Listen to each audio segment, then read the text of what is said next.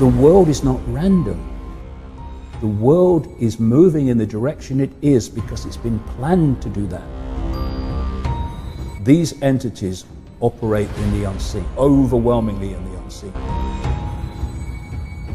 They want to control the information that people receive. One of the greatest forms of mind control, repetition, repetition, repetition. This is extremely dangerous to our democracy. This is extremely dangerous to our democracy. This is extremely dangerous to our democracy. This is extremely dangerous to our democracy. This is extremely dangerous to our democracy.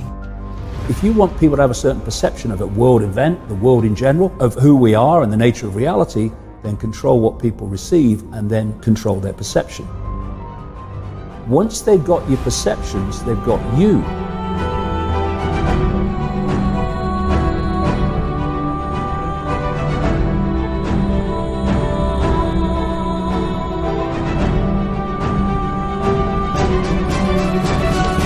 Given the mathematics, you can't physically control your target population. There's not enough of you.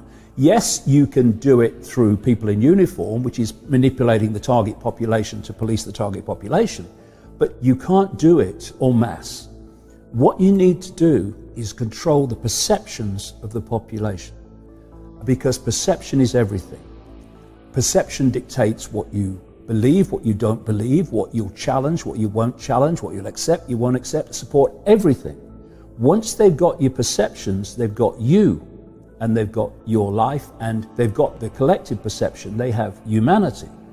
This is why they want to control the information that people receive and to marginalize alternative ways of looking at the world.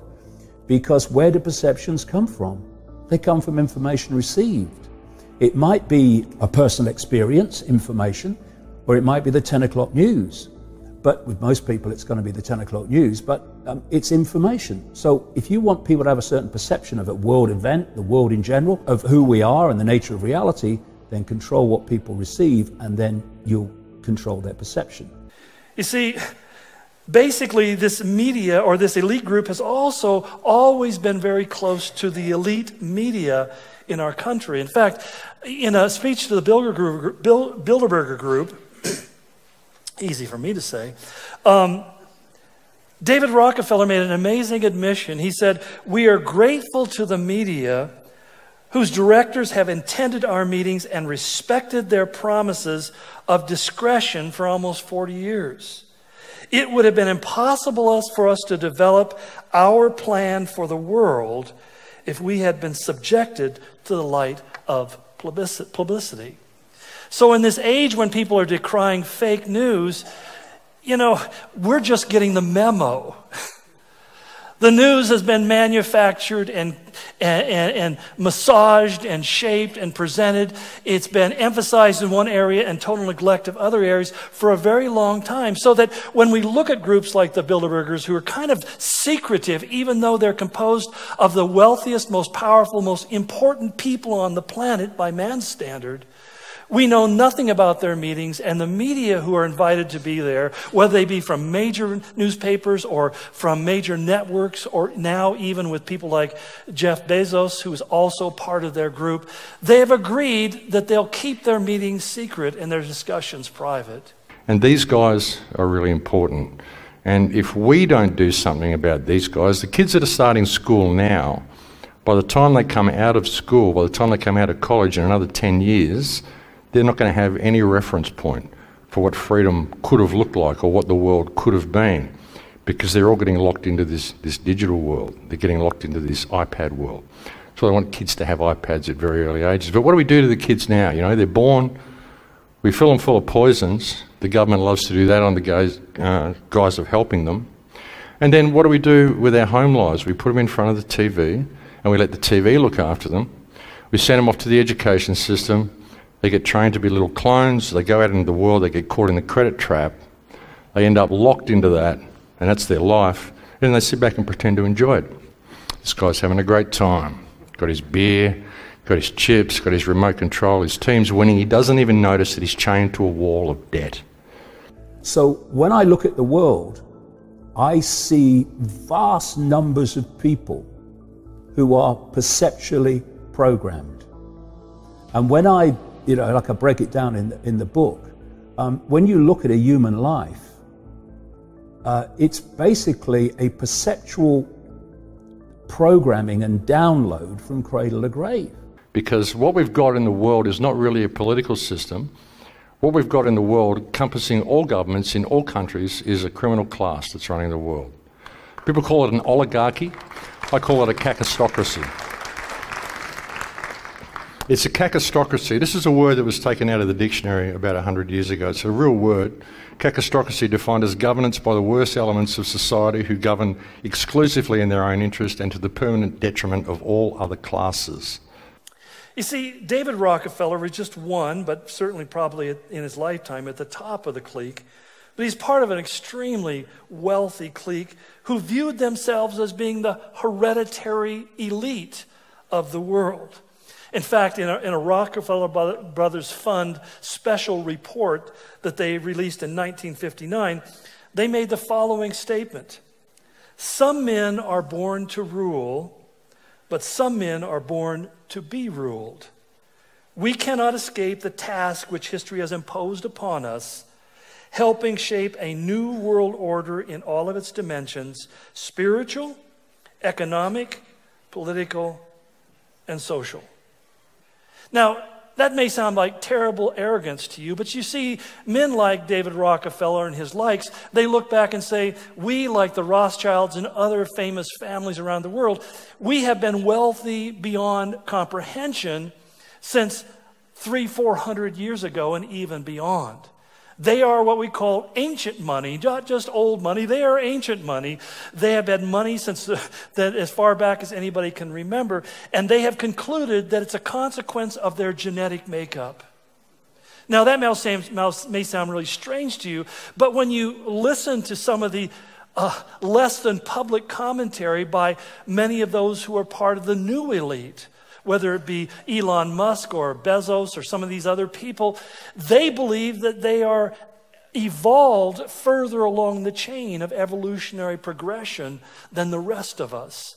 That the reason that they are making the monies that they do and hold the positions and creating the things they're creating is because they're either chosen by some mystical spiritual force, or they themselves are just inherently further evolved than the rest of us.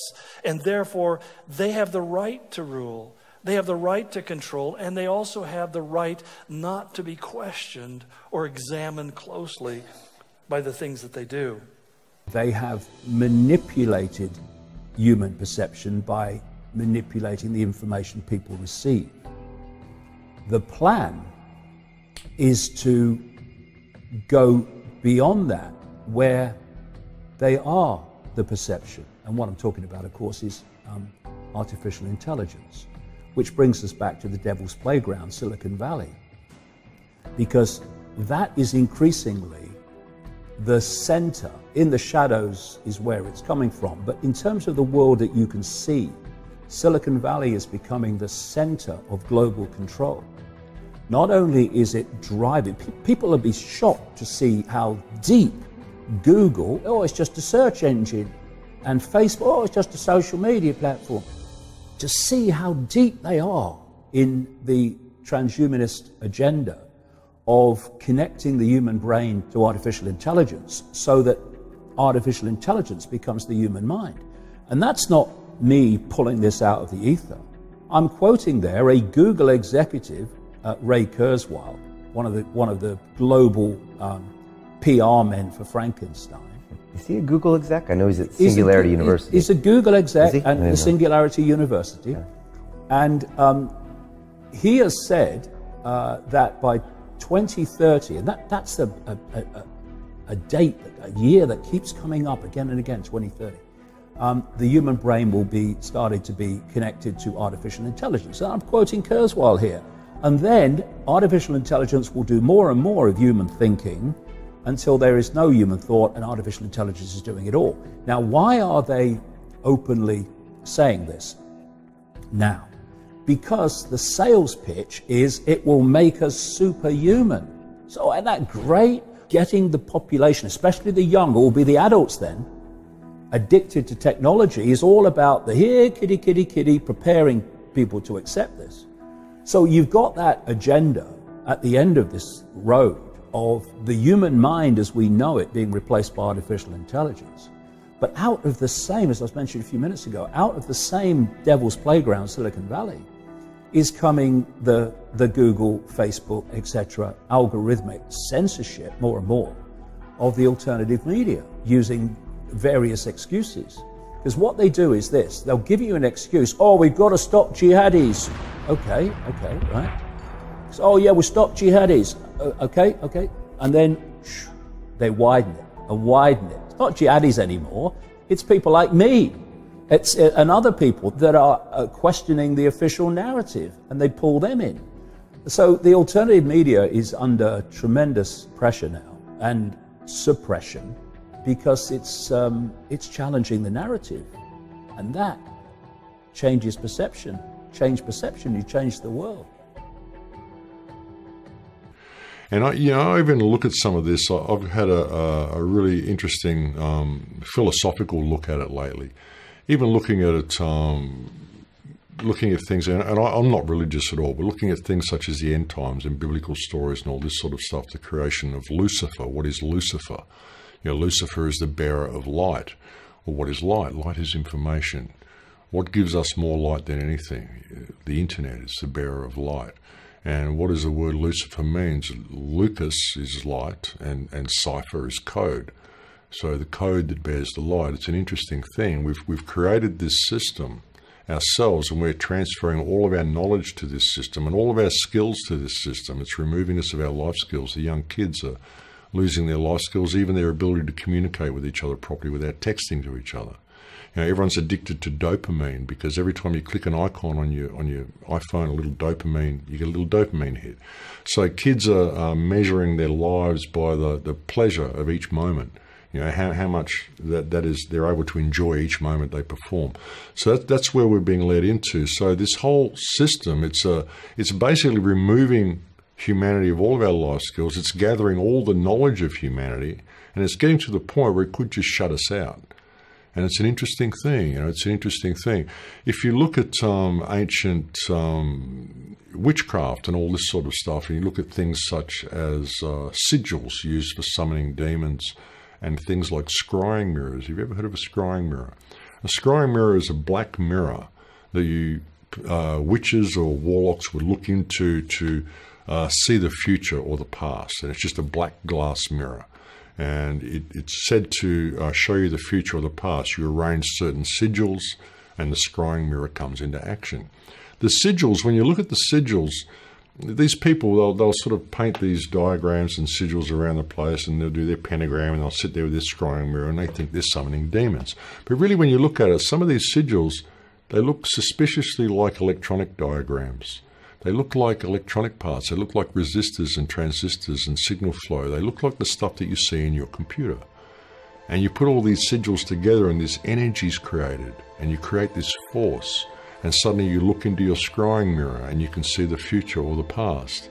And here we are using these scrying mirrors to summon this force, the bearer of light. It's an interesting thing. And I look at some of these ancient myths, and I look at them and think, what if these aren't myths? What if these were put there as a warning that when you see these sigils in use and you see these scrying mirrors in use, watch out, because you're going to summon the bearer of light. And that's going to give you all the information you need to change the world, give you everything you need to really step into who and what you are, and it's going to be what you do with it. But if you worship it and you think it's this great all thing that's going to save your life, and you give all your power to it, it's going to turn on you and it's going to just take it all from you. And that's the end of this cycle. And then we start again. What if that's really what's going on? I find that quite interesting. Like I said, I'm not religious, but I look at all this, and I've got to put it in context. So I think it's pretty interesting that we're using these things now, and everyone's carrying around their mobile phone, their little scrying mirror. They're looking at the future and the past. They've got all these sigils in there, and all this energy, this electricity. Where does it even come from? Electricity is something we still don't understand. It just happens when you put these sigils together. This energy is created. What is this energy? Is that what they call demons? I don't know. It's an interesting concept. But you see, the real enemy, the real conspirator in this whole thing, and people say, well, these are just conspiracy theories. Well, there are conspiracies. It's only a theory if you can't show that it's real. This is a conspiracy. It's right out in the open. In fact, if I get to it today, some of the very key players in this process openly admit that they are part of a cabal, of a conspiracy to bring about one world government. Readily admit it. But the real power and force behind it, the motivation, the inspiration, the insight, the power and capacity to accomplish what they do, to accumulate the wealth and the power that they can use to bring these things to pass, comes from Lucifer, from the devil, from his demonic minions that serve his purpose of world domination. That his goal is to dethrone the church, to dehumanize mankind, to dominate us by lusts and evil thinking and ways, and ultimately to destroy mankind in an effort to affront God, who says we were created in his image. That he literally wants to smudge and smear that image so that we no longer bear any resemblance in character or morality, but we look more like the devil himself. So Apple News Plus, over 300 great magazines. The Wall Street Journal, the LA Times, those great premium digital subscriptions. There's literally never been an offer like this before. If you were to subscribe to all of these individually, it would cost you over $8,000 per year. But with Apple News Plus, you pay $9.99 per month.